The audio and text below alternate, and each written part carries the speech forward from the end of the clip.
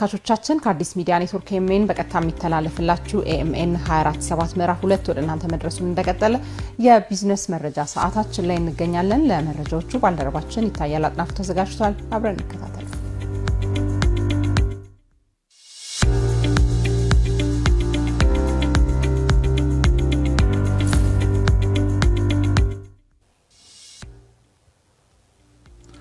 የሰዓቱን የቢዝነስ መረጃዎች እየቀርብ ያለው ከዘገባዎቹ ጋር ይታያል አጥናፉ ነኝ። በመጀመሪያ አጫጭር ዘገባዎችን አስቀድማለሁ። የኮሪደር ልማቱ የአዲስ አበባን የንግድ ምህዳር በእጅጉ ቀይሯል ሲሉ ጠቅላይ ሚኒስትር አብይ አህመድ ገለጹ። ጠቅላይ ሚኒስትር ዶክተር አብይ አህመድ ከቃና ቴሌቪዥን ጋር በነበራቸው ቆይታ ባደረጉት ንግግር በአዲስ አበባ የተከናወነ የኮሪደር ልማት የከተማዋን የንግድ ስነ ምህዳር ወደ ላቀ ደረጃ ማሸጋገሩን አብራርተዋል።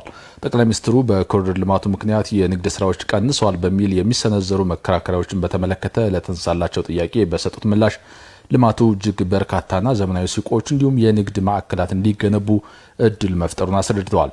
ለዚህም ማሳያ እንዲሆን ከፒያሳ እስከ ሽሮ ሜዳ ባለው መስመር ቀድሞ ከነበሩ ሱቆች በተለየ መልኩ ከፍተኛ ጥራት ያላቸው የገበያ ማዕከላት መገንባታቸውን ጠቅሰዋል። በየካ ክፍለ ከተማ ኮተቤ አካባቢ ለነጋዴዎች ዘመናዊ ሱቆች መገንባታቸውንም እንዲሁ። ልማቱ ሲከናወን ለተነሱ ዜጎች መንግስት ተገቢውን ትኩረት መስጠቱንም ጠቅላይ ሚኒስትሩ አስታውቀዋል። አምራቾች ምርቶቻቸውን በቀጥታ ለተጠቃሚዎች የሚያቀርቡባቸው ቅዳሜና እሁድ ገበያዎች አማራጮችን ጨምሮ ግዙፍ የገበያ ማዕከላት መመቻቸታቸውንም አብራርተዋል። ይህ አዲስ አሰራር ቀድሞ የነበረውን የደላላ ጣልቃ ገብነት የሚያስቀር ከመሆኑ ባለፈ አምራቾችና አርሶ አደሮች ምርታቸውን በተሻለ ዋጋ እንዲሸጡና ሸማቾች ማህበረሰብ ምርቶችን በቅናሽ ዋጋ እንዲያገኝ ትልቅ እድል መፍጠሩን አስገንዝበዋል።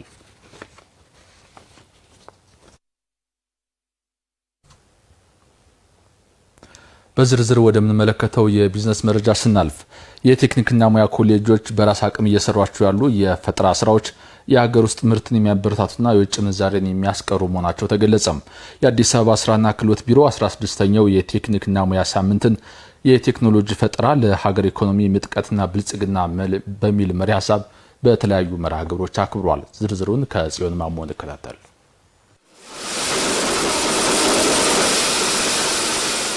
ቴክኒክና ሙያ ኮሌጆች ዝቅተኛ ውጤት ያለው ተማሪ የሚገባባቸው ተቋማት ሳይሆኑ የሚሰሩ ልጆች የሚያርፉባቸው ተቋማትም ናቸው። ኮሌጆቹ የጥናትና ምርምር ማድረጊያና የተሰጥኦ ማበልጸጊያ ሆነው አዳዲስ ቴክኖሎጂዎችና የፈጠራ ስራዎች የሚፈሩባቸው ተቋማትም ሆነዋል። ሰልጣኞችንም በተለያዩ የሙያ ዘርፎች ካሰለጠኑ በኋላ የሙያ ባለቤት በማድረግ የተለያዩ የፈጠራ ስራዎችን እንዲሰሩ ያደርጋሉ።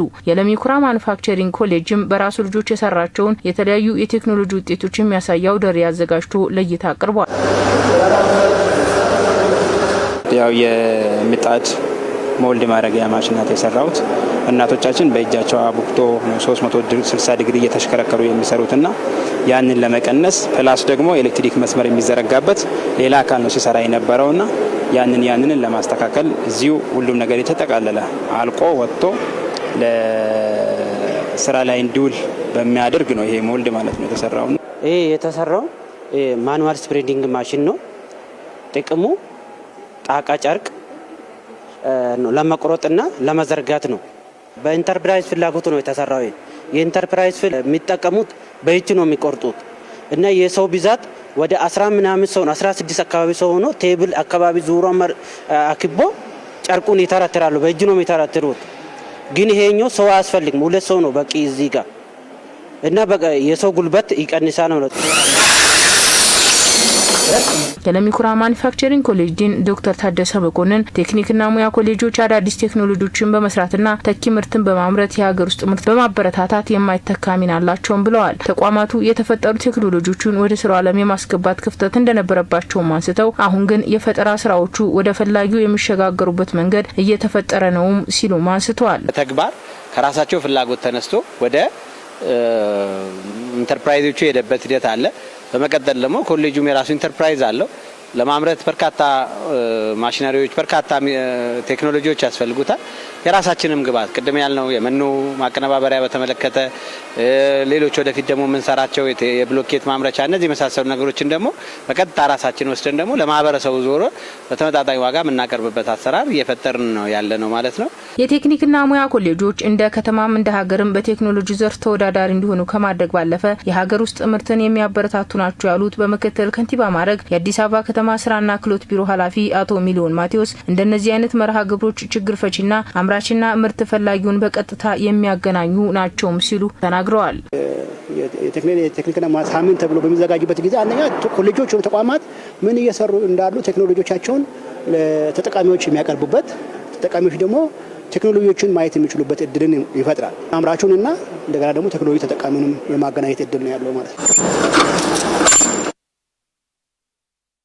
ከውጭ ምንጭ ወዳገኘነው የቢዝነስ መረጃ ስናልፍ ደግሞ ቻይና ለትራፊክ መጨናነቅ መፍትሄ ነው ያለችውን የበራሪ መኪኖችን ማዕከል በይፋ ስራ አስጀምራለች። የቻይና በትራፊክ መጨናነቅ ለሰለቻቸው ከተሞች አዲስ መፍትሄ የሚሆን የበራሪ መኪና ወይም ደግሞ ፍላይንግ ካርስ ሙከራ ማዕከልን በጓንግዶንግ ግዛት በይፋ አስመርቃለች። ይህ ጅምር በሀገሪቱ በዝቅተኛ ኢኮኖሚ ወይም ደግሞ ሎው አቲቲዩድ ኢኮኖሚ ዘርፍ ያላትን የበላይነት ለማሳየት የታለመ ነው ተብሎለታል። የቴክኖሎጂ ሙከራው የሚካሄደው በኤሌክትሪክ የሚሰሩና እንደ ሄሊኮፕተር ቀጥታ ወደ ላይ የሚነሱ ተሽከርካሪዎች ላይ ነው ተብሏል። ዠፒንግ እና ኢሃንግ የተባሉ ኩባንያዎች ሰው አልባና ሰው ተሸካሚ በራሪዎችን በተሳካ ሁኔታ እያከናወኑ እንደሚገኙ ተገልጿል። ቻይና እንደ አውሮፓውያን አቆጣጠር በ2026 የበረራ ታክሲ አገልግሎትን በከፊል ለንግድ ለማቅረብ እየተዘጋጀች እንደምትገኝ ማስታውቃለች። ከትራፊክ እፎይታን ከመስጠቱን ባሻገር ለድንገተኛ አደጋና ለሕክምና እንዲሁም ደግሞ ለፈጣን የዕቃ ማጓጓዣዎች ከፍተኛ እገዛ ያደርጋል ሲል ሲጂቲኤን በዘገባው አስነብቧል።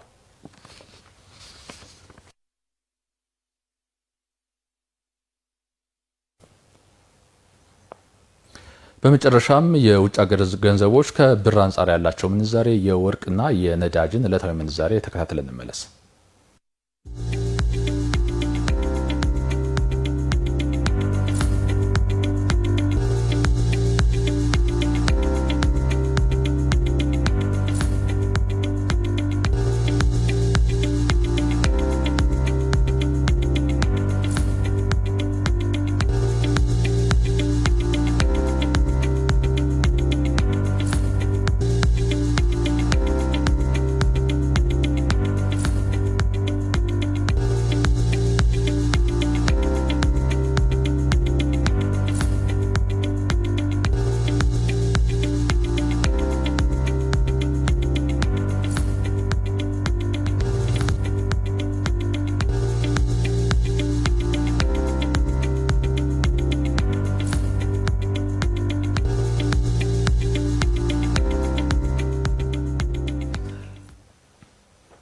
ኤኤምኤን 24/7 የምዕራፍ 2 የቢዝነስ መረጃዎች ለምሽቱ የመራረጥናቸው እነዚህ ናቸው። ከዘገባዎቹ ጋር ይታያል አጥናፉ ነበርኩ።